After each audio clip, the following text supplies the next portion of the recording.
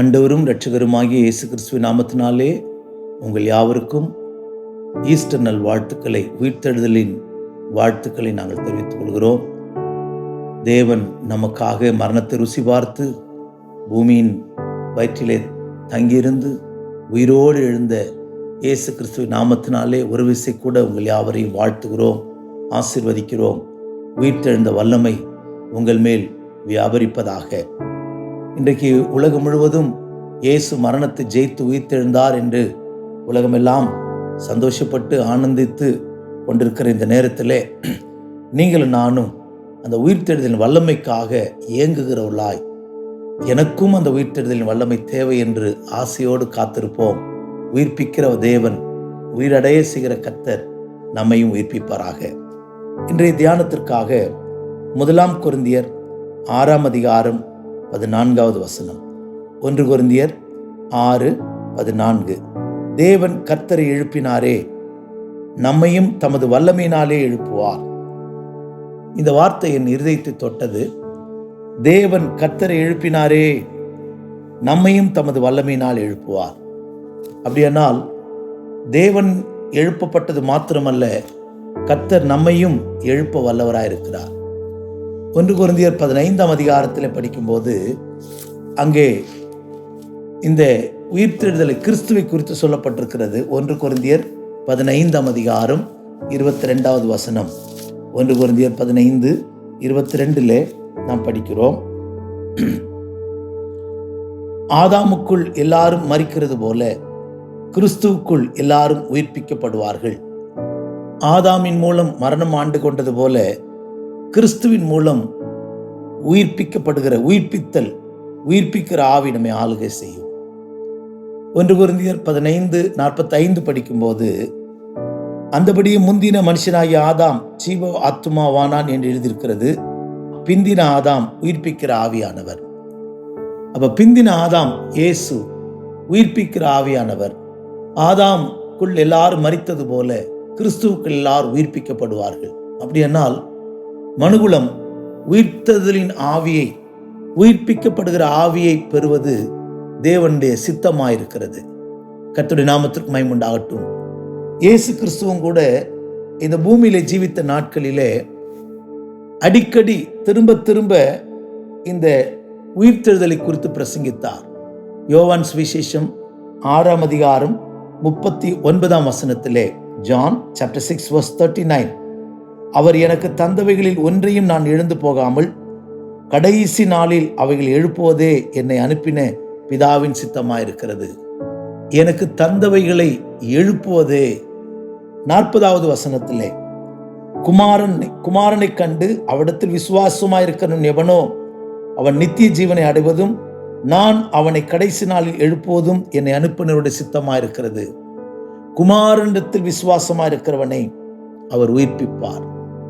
3வதாக அதே அதிகாரம் 6 அதிகாரம் 44வது வசனத்தில் படிக்கும்போது, என்னை அனுப்பின பிதா ஒருவனை இழுத்து கொள்ளாவிட்டால் அவன் என்னிடத்தில் வரமாட்டான், கடைசி நாளில் அவனை எழுப்புவேன்.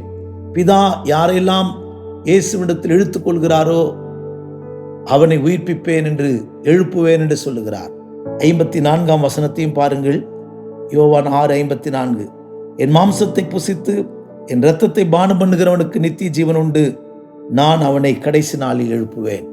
கர்த்தர் இங்கே திரும்ப திரும்ப சொல்லுகிறார், கடைசி நாளில் அவனை எழுப்புவேன். அவனை எழுப்புவது பிதாவின் சித்தமா இருக்கிறது. யாரை எழுப்புகிறாராம்?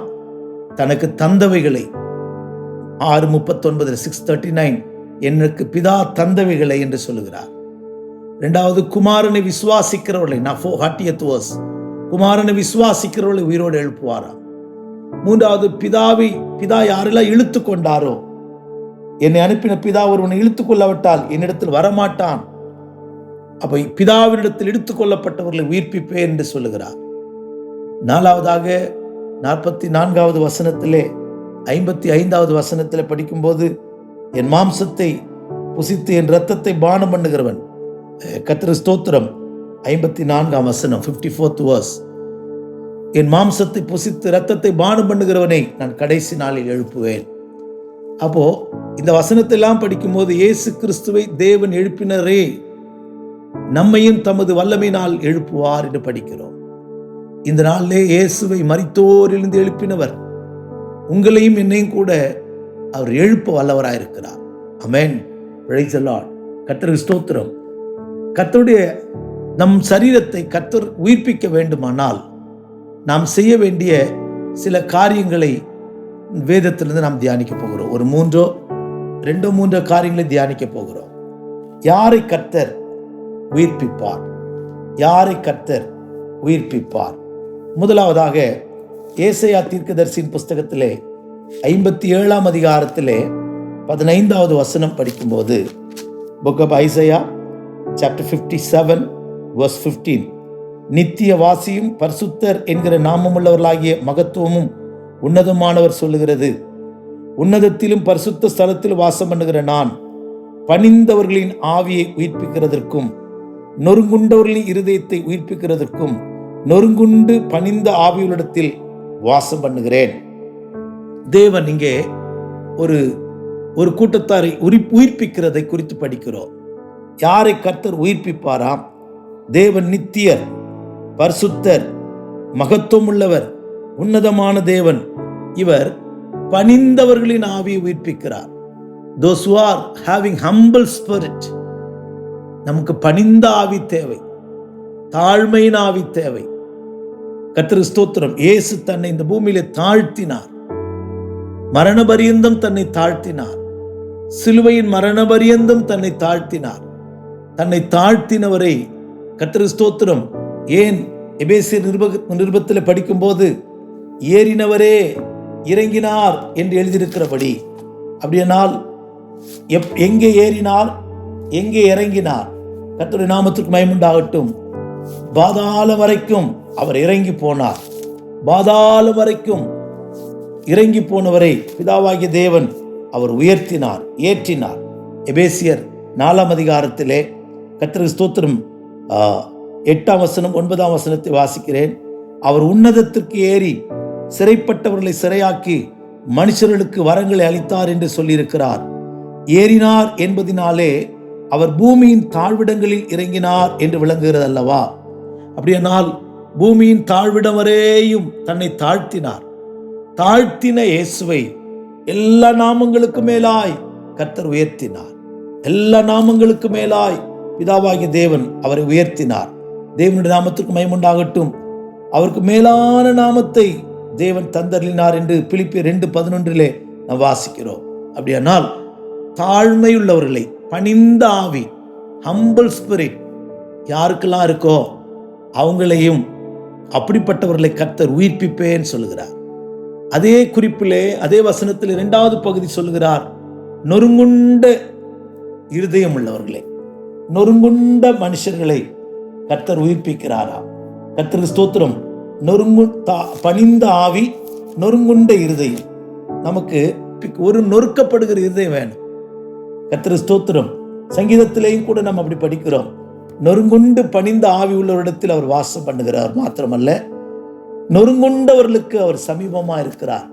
நொறுங்கின இருதயத்தோடு யாரெல்லாம் கர்த்தரை நோக்கி கூப்பிடுகிறோமோ அவர்களுக்கு தேவன் சமீபமா இருக்கிறாரா? நொறுங்குண்ட இருதயம் உள்ளவர்களுக்கு கர்த்தர் சமீபமா இருந்து நறுங்குண்ட ஆவி உள்ளவர்களை கர்த்தர் ரட்சிக்கிறார். 34ஆம் சங்கீதம் 19வது வசனத்திலே நாம் அப்படி படிக்கிறோம். கர்த்தருடைய நாமத்துக்கு மகிமையுண்டாகட்டும். broken spirit, உடைந்த இருதயம். கர்த்தருக்கு ஸ்தோத்திரம். நாம் உடைக்கப்படணும், இருதயம் உடைக்கப்படணும். கர்த்தருக்கு ஸ்தோத்திரம். அப்படிப்பட்டவர்களுக்கு கர்த்தர் சமீபமா இருக்கிறாராம். நம்முடைய ஆவி எப்படி இருக்கிறது? பெருமையின் ஆவி இருக்கிறதா? நம்முடைய இருதயம் எப்படி கல்லான இருதயமா இருக்கிறதா? நம்முடைய இருதயம் உடைந்த இருதயத்தோடு கூப்பிடுகிறோமா? நம்முடைய இருதயத்தை பார்க்கிற தேவன் சொல்லுகிறார், நான் உன்னை உயிர்ப்பிக்க வேண்டுமானால் தேவன் என்னை எழுப்பினது போல கர்த்தர் எழுப்பினாரே, நம்மையும் வல்லமையினால் உயிர்ப்பிப்பார். இந்த உயிர்ப்பிக்கிற வல்லமை உனக்கு வேண்டுமானால் கர்த்தர் சொல்லுகிறார், உனக்கு ஒரு பணிந்த ஆவி, நொறுங்கின இருதயம் இருந்தால் நான் உன்னை உயிர்ப்பிப்பேன், நான் உன்னை உயிர்ப்பிப்பேன். கர்த்தருடைய நாமத்திற்கு மகிமை உண்டாகட்டும். நம்முடைய தேவன் நமக்கு இந்த ஈஸ்டர் நாளிலே உயிர்ப்பிக்கிற வல்லமையை அனுபவிக்கும்படிக்கு நமக்கு கர்த்தர் நுறுங்குண்ட பணிந்த ஆவியை கர்த்தர் கட்டளையிடுவாராக. அதை நாம் வாஞ்சிப்போம், அதை நாம் விரும்புவோம். கர்த்தர் நமக்கு உதவி செய்வாராக. இரண்டாவதாக, நம்பர் 2, ரோமர் நிருபம் 8ஆம் அதிகாரம் 11வது வசனத்திலே, ரோமன்ஸ் சாப்டர் 8 verse 11, அன்றியும் இயேசுவை மரித்தோரிலிருந்து எழுப்பினவருடைய ஆவி உங்களில் வாசமாயிருந்தால், கிறிஸ்துவை மரித்தோரிலிருந்து எழுப்பினவர் உங்களில் வாசமாயிருக்கிற தம்முடைய ஆவினாலே சாவுக்கு ஏதுவான உங்கள் சரீரங்களை உயிர்ப்பிப்பார். கிறிஸ்துவை மரித்தோரிலிருந்து எழுப்பினவருடைய ஆவி உங்களில் வாசமாயிருந்தால், அவை கிறிஸ்துவை மரித்தோரிலிருந்து எழுப்பின ஆவி, the quickening spirit, கர்த்தருக்கு ஸ்தோத்திரம், உயிர்ப்பிக்கிற ஆவி நமக்கு தேவை. இன்றைக்கு நம்ம ஆண்டவர்கிட்ட கேட்கணும், நம்முடைய ஆண்டவரே, இயேசுவை மரித்தோரிலிருந்து எழுப்பினுடைய ஆவி எனக்குள்ளே ஊற்று. கிறிஸ்துவை மரித்தோரிலிருந்து எழுப்பினவர் எங்களில் வாசமாயிருக்கிற ஆவினாலே, உங்களில் வாசமாயிருக்கிற ஆவினாலே சரீரங்களை உயிர்ப்பியும். இந்த பூமியிலேயே ஒரு நாள் மரித்து உயிர்த்தெழுவதற்கு முன்பாக இந்த சரீரத்தில் உயிர்ப்பிக்கிற வல்லமை பாயணும். அதை நீங்கள் நானும் அனுபவிக்கணும். உயிர்ப்பிக்கிற வல்லமையினால் நிரப்பப்படணும். அதுதான் இங்கே சொல்லப்பட்டிருக்கிறது. கிறிஸ்துவை மரித்தோரிலிருந்து எழுப்பினவர் உங்களில் வாசமாயிருக்கிற தம்முடைய ஆவியினாலே சாவுக்கு ஏதுவான சரீரத்தை உயிர்ப்பிப்பார். ஒரு சமயம் அப்போஸ்தலர் நடபடிகள் 14ஆம் அதிகாரத்திலே நாம் படிக்கும்போது, பவுல் அப்போஸ்தலனை கர்த்தருக்கு ஸ்தோத்திரம் கல்லெறிந்தார்கள். எல்லாரும் கல்லெறிந்து அவன் செத்து போனான். 14ஆம் அதிகாரத்திலே 19ஆம் வசனம் வாசிக்கிறேன். பின்பு அந்தியோகியாவிலும் இக்கோனியாவிலும் இருந்து சில யூதர்கள் வந்து ஜனங்களுக்கு போதனை செய்து பவுலை கல்லெறிந்து அவன் மரித்து போனான் என்று எண்ணி அவனை பட்டணத்துக்கு வெளியில இழுத்து கொண்டு போனார்கள். சீஷர்கள் அவனை சூழ்ந்து நிற்கையில் அவன் எழுந்து பட்டணத்திற்குள் பிரவேசித்தான். கல்லெடுத்து எறிந்து இந்த பவுல் செத்து போயிட்டான், டெட் பாடி ஆயிட்டான், செத்து போனவனை போல ஆயிட்டான். அவனை இழுத்துக்கிட்டு போய் பட்டணத்துக்கு வெளியே விடுறாங்க. சீஷர்கள் பவுல் செத்து போயிட்டான்னு சொல்லிட்டு, மரணம் வந்துட்டோன்னு சொல்லிட்டு சீஷர்கள் அவரை சூழ்ந்து நிற்கிறாங்க. உடனே அந்த உயிர்ப்பிக்கிற ஆவி, கிறிஸ்துவை மரித்தோரில் எழுப்பினவருடைய ஆவி உங்களில் வாசமாயிருந்தால், ரோமர் 8:11, பவுலுக்குள்ளே கிரியை செய்ய ஆரம்பிக்கிறது. அந்த கல்லெறி எல்லாம் மாறிட்டு இந்த உயிர்ப்பிக்கிற வல்லமை வந்த உடனே அவன் எழும்பி நிற்கிறான். கர்த்தருடைய நாமத்திற்கு மகிமை உண்டாகட்டும்.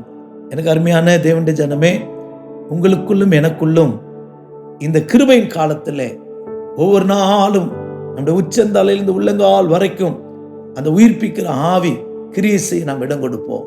எனக்குள்ள ஆண்டவரே பரிசுத்த ஆவி உயிர்ப்பிக்கட்டும். என் எலும்புகளிலே, என் தசைகளிலே, என் திசுக்களிலே அந்த வல்லமை பாயட்டும், அந்த வல்லமை பாயட்டும் ஆண்டவரே. நரம்பு மண்டலங்களிலே அந்த வல்லமை பாயட்டும். கர்த்தருக்கு ஸ்தோத்திரம். நமக்கு அந்த வல்லமை பாய பாய பாய சரீரத்தில் ஒரு உயிர் மீட்சி, சரீரத்தில் ஒரு உயிர்ப்பிக்கிற அனுபவம் உங்களுக்குள்ள எனக்குள்ள உண்டாகும். கர்த்தருடைய நாமத்திற்கு மகிமை உண்டாகட்டும். பவுல் அப்போஸ்தலன் செத்து போனவனை போல இருந்தான். தரன்னு இழுத்துட்டு போய் பட்டணத்துக்கு வெளியே போட்டாங்க, தூக்கிட்டு விட போல. ஆனால் சீஷர்கள் சூழ்ந்து நின்ற போது அந்த ஒரு இமைப்பொழுதில் அந்த எலக்ட்ரிக் ஷாக் மாதிரி அந்த பவர், நம்மளுக்கு கரண்ட் ஷாக் அடிச்சதுன்னா ஒரு இடத்துல மட்டும் அடிக்கிறது, ஹோல் பாடியிலையும் அந்த எர்த்து பாயுது. அதுபோல நம்ம கூட்டத்துக்கு போய் ஹல்லேலூயா ஆமென் சொல்லிட்டு கைகளை உயர்த்திட்டு போயிடக்கூடாது. அந்த வல்லமை நம்முடைய சரீரத்தில் இறங்கணும். உயிர்ப்பிக்கிற வல்லமை. பிந்தின ஆதாம் உயிர்ப்பிக்கிற ஆவியானவர் நம்முடைய சரீரத்தையும் உயிர்ப்பிப்பார். கர்த்தருடைய நாமத்திற்கு மகிமை உண்டாகட்டும். எலிசா மரித்து அடக்கம் பண்ணப்பட்டான். சில வருஷங்களுக்கு பின்பு அந்த கல்லறையை தோண்டி ஒருவன் செத்து போனான். அந்த கல்லறையிலே எலிசாவின் எலும்புகள் பட்ட போது அவனுடைய கர்த்தருக்கு ஸ்தோத்திரம் மரித்தவன் உயிர் தெழுந்தான் என்று படிக்கிறோம். அப்படியானால் பரிசுத்தவானாகி எலிசாவிலே எலும்புகளில் கூட அந்த வல்லமை பாய்ந்திருந்தது, இந்த உயிர்ப்பிக்கிற வல்லமை பாய்ந்திருந்தது. இந்த கிருபையின் காலத்தை நாம் பயன்படுத்திக் கொள்வோம். ஆண்டவரே, என் எலும்புகளிலும் பாவம் ஆளுகை செய்யக்கூடாது, வல்லமை உயிர்ப்பிக்கிற வல்லமை ஆளுகை செய்யட்டும் என்று கேட்போம். கர்த்தருக்கு ஸ்தோத்திரம். அந்த உயிர்ப்பிக்கிற வல்லமை இந்த நாட்களிலேயே நாம் அபியாசப்படுத்துவோமானால், விரும்புவோமானால், அதைதான் வேதம் சொல்லுகிறது. கர்த்தருக்கு ஸ்தோத்திரம். இந்த நாட்களில் நம்முடைய வியாதியையும் பலவீனத்தையும் இந்த உயிர்ப்பிக்கிற வல்லமையினாலே ஜெயித்து தேவன் கர்த்தரை எழுப்பினாரே, நம்மையும் தமது வல்லமையினால் எழுப்புவார். அந்த வசனம் நமக்குள்ள நிறைவேற இந்த ஈஸ்டர் நாள் நமக்கு உதவி செய்வதாக. முதலாவது, பணிந்த ஆவி உள்ளவர்கள், நொறுங்கின இருதயம் உள்ளவர்கள். சின்ன சின்ன காரியங்களுக்கு நொறுங்கி ஜெபிக்கிறவர்களாய், சின்ன சின்ன பிழைகளுக்கு நொறுக்கப்படுகிறார், இருதயம் பாதிக்கப்படுகிறவர்களாய், மனசாட்சி பேசுகிறதா இருக்கட்டும். இரண்டாவது, நாம் படித்தது போல கிறிஸ்துவை மரித்தோரிலிருந்து எழுப்பினவர். கர்த்தருக்கு ஸ்தோத்திரம். அந்த ஆவி, கிறிஸ்துவை உயிர்ப்பித்த ஆவி எனக்கு வேணும். மரித்து 3 நாளான இயேசுவை உயிர்ப்பித்த அந்த ஆவி எனக்குள்ள வாசமா இருக்கிறது. Reviving spirit, quickening spirit. கர்த்தருக்கு ஸ்தோத்திரம். யோசேப்பு எகிப்திலிருந்து வாகனங்களை அனுப்பினான். அது யோசேப்பு உயிரோடு இருக்கிறான் என்ற செய்தி யாக்கோபுக்கு சொல்லப்பட்டது. ஆனால் அவன் நம்பவில்லை. அவனுக்கு ஹார்ட் அட்டாக் வந்துச்சு, மூர்ச்சை அடைந்தான் என்று படிக்கிறோம். ஆனால் யோசேப்பு அனுப்பின வண்டிகளை கண்டபோது அவன் ஆவி உயிர்த்தது. Revive spirit. Jacob spirit was revive. அப்படியானால் அந்த வண்டியை கண்டபோதே அவனுக்கு அப்படியானால் பரிசுத்த ஆவி நம்மிடத்தில் வரும்போது, வாசம் பண்ணினால், நம்மை தொட்டால், நமக்குள்ளே இறங்கினால் நம்முடைய ஆவி எவ்வளவு உயிர்ப்பிக்கப்படும். எனக்கு அருமையானவர்களே, அந்த ஆவிக்கு நாம் இடம் கொடுப்போம். மூன்றாவதாக, கர்த்தருக்கு ஸ்தோத்திரம், நான் தெரிந்து கொள்ளப்பட்டவனுடைய கோல் துளிர்க்கும் என்று என்னாகம புஸ்தகத்திலே படிக்கிறோம். என்னாகம புஸ்தகம் 17ஆம் அதிகாரத்திலே நாம் படிக்கும்போது, கர்த்தருக்கு ஸ்தோத்திரம், தெரிந்து கொள்ளப்பட்டவனுடைய கோல் துளிர்க்குமாம். இஸ்ரவேல் ஜனங்கள் மத்தியில் ஒரு பெரிய பிரச்சனை. மோசே கொண்டுதான் பேசுவாரா, ஆரோனை கொண்டுதான் பேசுவாரா, யாரை கொண்டு கர்த்தர் பேசுவார்? கர்த்தருடைய நாமத்திற்கு மகிமை உண்டாகட்டும். அதற்கு ஆண்டவர் சொன்னார், கோத்திரங்களின் வம்சங்களின்படி எல்லா கோத்திரத்திற்கும் ஒவ்வொரு கோலை கொண்டு வாருங்கள். லேவியின் கோத்திரத்தில் மாத்திரம் ஆரோனுடைய பெயரை எழுதுங்கள். அந்த கோலை எல்லாம் கொண்டு வந்து என் சமூகத்திலே வையுங்கள் என்று சொன்னார். என்னாகம புஸ்தகம் 17ஆம் அதிகாரத்திலே 5ஆம் வசனம், நான் தெரிந்து கொள்ளுகிறவனுடைய கோல் துளிர்க்கும். அப்படியே ஆசீர்வாத கூடாரத்தில் கொண்டு வந்து வைத்தார்கள். காய்ந்த கோல், வெட்டப்பட்ட கோல், ஒரு மரக்கிளையிலிருந்து வெட்டப்பட்ட கோல், ஜீவனற்ற கோல், அது மரித்த நிலவரத்தில் கொண்டு வந்து தேவ சமூகத்தில் வைத்தார்கள். ஓவர் த நைட், ஒரே ராத்திரியிலே அது பூ பூத்து 8ஆம் வசனத்தை வாசிக்கிறேன். மறுநாள் மோசே சாட்சியின் கூடாரத்துக்குள் பிரவேசித்த போது, இதோ லேவி குடும்பத்தாருக்கு இருந்த ஆரோனின் கோல் துளிர்த்தது. அது துளிர் விட்டு பூ பூத்து வாதுமை பழங்களை கொடுத்தது. எவ்வளவு ஆச்சரியம்! ஒரு ராத்திரியிலேயே துளிர்த்ததுனாலும் சந்தோஷம், அன்னைக்கே பூ பூத்து அன்னைக்கே வாதுமை பழங்களை கொடுத்ததா. அப்படினால் நான் தெரிந்து கொள்ளப்பட்டவனுடைய கோல் துளிர்க்கும். இங்கே இந்த கோல் தேவ சமூகத்தில் வைக்கப்பட்ட கோல். ஒரு தெரிந்து கொள்ளப்பட்டவனுடைய சுபாவம் என்ன? கர்த்தருக்கு ஸ்தோத்திரம். இந்த தெரிந்து கொள்ளப்பட்ட ஆரோனுடைய கோலை குறித்து 17ஆம் அதிகாரம் என்னாகம புஸ்தகம் 10-11 அப்படி படிக்கிறோம். அப்பொழுது கர்த்தர் மோசேயை நோக்கி, ஆரோனின் கோல் அந்த கலகக்காரருக்கு விரோதமான அடையாளமாயிருக்கும் பொருட்டு அதை திரும்பவும் சாட்சி பெட்டிக்கு முன்னே கொண்டு போய் வை. இப்படி நான் எனக்கு விரோதமாய் முறுமுறுப்பதை ஒழிய பண்ணுவேன். அப்பொழுது அவர்கள் சாக மாட்டார்கள் என்றார். கர்த்தர் தனக்கு கட்டளையிட்டபடியே மோசே செய்தான். அப்பொழுது இஸ்ரவேல் புத்திரர் மோசேயை நோக்கி, இதோ செத்து அழிந்து போகிறோம், நாங்கள் எல்லாரும் அழிந்து போகிறோம். கர்த்தரின் வாசஸ்தலத்தின் கிட்ட வருகிற எவனும் சாகிறான், நாங்கள் எல்லாரும் செத்துத்தான் தீருமோ என்றார்கள். அப்படியானால் கர்த்தருக்கு ஸ்தோத்திரம், இந்த கோல் மரணத்திலிருந்து விடுவிக்கிற கோல். கர்த்தருக்கு ஸ்தோத்திரம். இதை சாட்சி பெட்டியின் மேல் நீ மீண்டும் அந்த கலகக்காரருக்கு அடையாளமா இருக்கும் பொருட்டு இந்த சாட்சி பெட்டிக்கு முன்னே கொண்டு போய் வை. அவர்கள் எனக்கு விரோதமாய் முறுமுறுப்பதை ஒழிய பண்ணுவாய். அப்பொழுது அவர்கள் சாக மாட்டார்கள். இந்த கோல் உயிர்ப்பிக்கிற கோல், இவர்கள் சாகாதபடிக்கு பார்க்கிற கோல். இந்த கோல் தேவ சமூகத்தில் இருக்கிற கோல். கர்த்தருக்கு ஸ்தோத்திரம். தெரிந்து கொள்ளப்பட்டவன் தேவ சமூகத்தில் இருப்பான். கர்த்தருக்கு ஸ்தோத்திரம். லூக்கா சுவிசேஷத்திலே நாம் படிக்கும்போது 18ஆம் அதிகாரம் 7ஆம் வசனத்திலே இயேசு சுவாமி இந்த பூமியில் இருக்கும்போது ஒரு உவமை சொன்னார். தெரிந்து கொள்ளப்பட்டவருடைய விஷயத்தில் கர்த்தர் என்ன செய்வாராம்? நீடிய பொறுமையா இருந்து அவர் கிரியை செய்வாராம். கர்த்தருடைய நாமத்திற்கு மகிமை உண்டாகட்டும். நம் தேவன் தம்மை நோக்கி இரவும் பகலும் கூப்பிடுகிறவர்களாகிய, தம்மால் தெரிந்து கொள்ளப்பட்டவர்களாகிய நீடிய பொறுமுள்ளவர்களாயிருந்து அவர்கள் நியாயம் செய்யாதிருப்பாரோ? சீக்கிரத்திலே அவர்களுக்கு நியாயம் செய்வார். உங்களுக்கு சொல்லுகிறேன். அப்ப தெரிந்து கொள்ளப்பட்டவர்களுடைய சுபாவம் என்னவென்றால், தேவ சமூகத்துக்கு போவார்கள், தேவ சமூகத்திலே இருப்பார்கள். ஆரோனுடைய கோல், தெரிந்து கொள்ளப்பட்ட கோல், தேவ சமூகத்தில் துளிர்த்தது. இங்கே தெரிந்து கொள்ளப்பட்டவர்கள் என்றால் ஜெபிக்கிறவர்கள். ஜெபம், தேவ சமூகத்திலே ஜெபித்து ஜெபித்து ஜெபித்து காத்திருந்து காத்திருந்து காத்திருந்து தேவனால் அவருடைய கோல் துளிர்க்கப்படும். கர்த்தருடைய நாமத்திற்கு மகிமை உண்டாகட்டும்.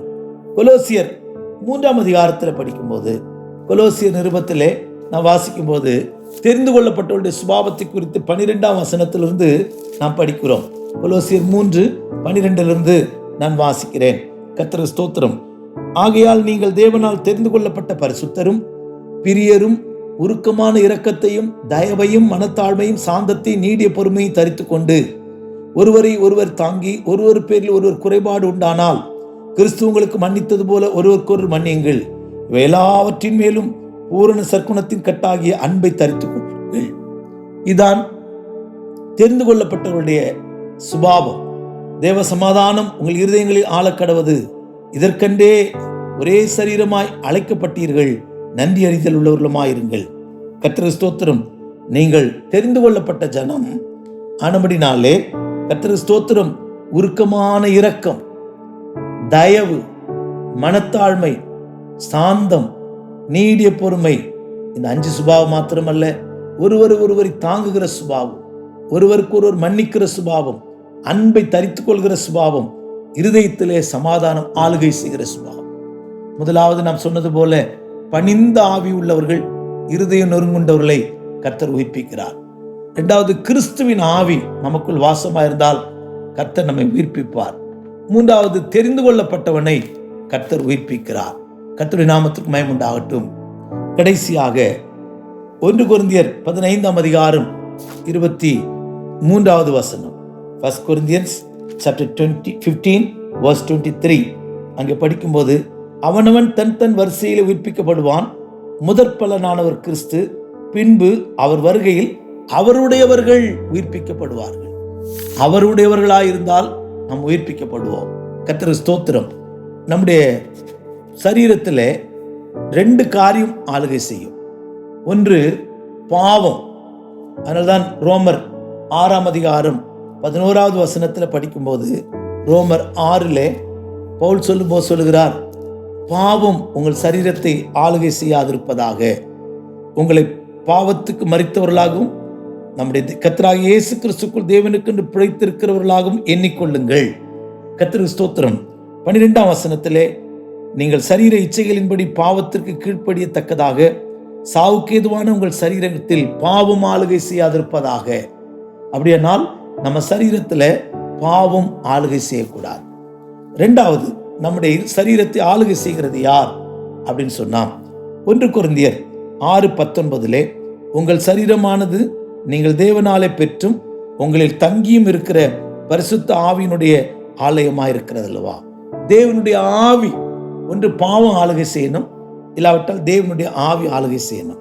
அதனாலதான் 1 கொரிந்தியர் 6:13 வயிற்றுக்கு போஜனமும் போஜனத்துக்கு வயிறும் ஏற்கும், ஆனால் தேவன் இதையும் அதையும் ஒழிய பண்ணுவார். சரீரமோ வேசித்தனத்திற்கல்ல, கர்த்தருக்கே உரியது, கர்த்தரும் சரீரத்துக்குரியவர். அப்படியானால் நம்ம சரீரம் கர்த்தருக்குரியது, இது என் தேவனுக்குரியது, என் ராஜாவுக்குரியது. அந்த நம்பிக்கை கர்த்தருக்கு ஸ்தோத்திரம் யாருக்கெல்லாம் இருக்கோ அவங்களுக்குள்ளே கர்த்தருடைய நாமத்திற்கு மகிமை உண்டாகட்டும். அப்படிப்பட்டவர்களை தான் தேவன் உயிர்ப்பிப்பார். அதனால்தான் கொரிந்தியரில் நாம் படித்தது போல, அவருடையவர்கள் வருகையில் எடுத்துக்கொள்ளப்படுவார்கள். அவருடையவர்கள். அப்படியானால் இந்த சரீரம் கர்த்தருக்கு ஸ்தோத்திரம் எனக்கு சொந்தம் அல்ல. அதனால்தான் இந்த வசனத்தில் படிக்கிறோம், கிரயத்திற்கு கொல்லப்பட்டீர்களே, தேவனுக்கு உடையவர்களாகிய நீங்கள் உங்கள் சரீரத்தினாலும் ஆவியினாலும் தேவனை மகிமைப்படுத்துங்கள். அப்படியானால் இந்த சரீரத்தை கர்த்தர் விலை கொடுத்து வாங்கி இருக்கிறார், ரத்தம் சிந்தி மீட்டு இருக்கிறார். கர்த்தருக்கு ஸ்தோத்திரம். இது எனக்கு சொந்தம் இல்லை, இது என் கர்த்தருக்கு சொந்தம். இந்த சரீரம் கர்த்தருக்குரியது. அதனால்தான் அவருடையவர்கள் உயிர்ப்பிக்கப்படுவார்களாம்.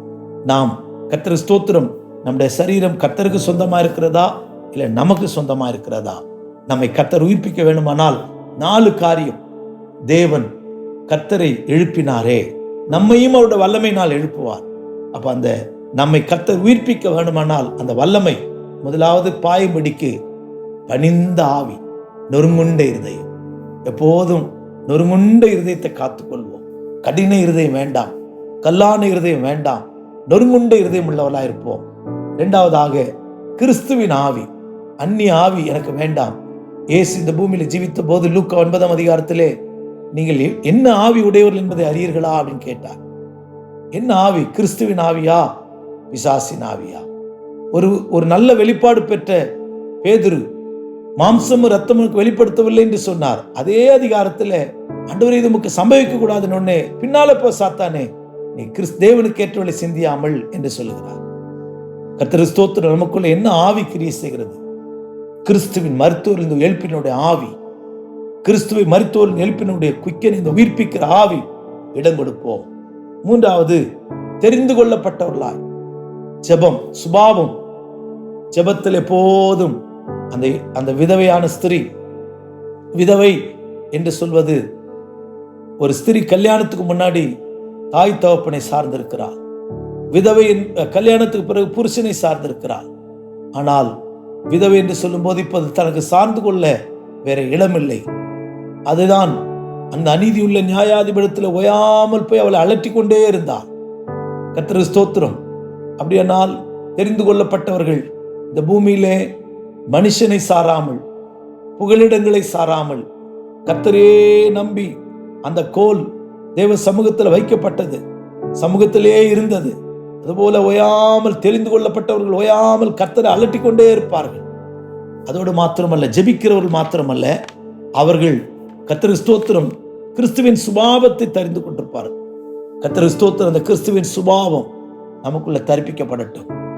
கடைசியாக நாம் கேட்டது போல அவருடையவர்களாய், இந்த சரீரம் எனக்கு சொந்தம் இல்லை, இயேசு விலைக்கிரயம் கொடுத்து வாங்கி இருக்கிறார். இந்த சரீரத்திலே எந்த வல்லமை ஆளுகை செய்ய அதிகாரம் இல்லை.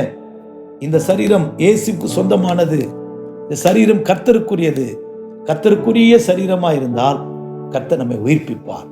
இந்த கால வேளையிலே உயிர்ப்பிக்கிற வல்லமைக்கு இடம் கொடுப்போம். கர்த்தர் ஸ்தோத்திரம். பணிந்த ஆவியும் நொறுங்குண்ட இருதயத்தையும் கேட்போம்.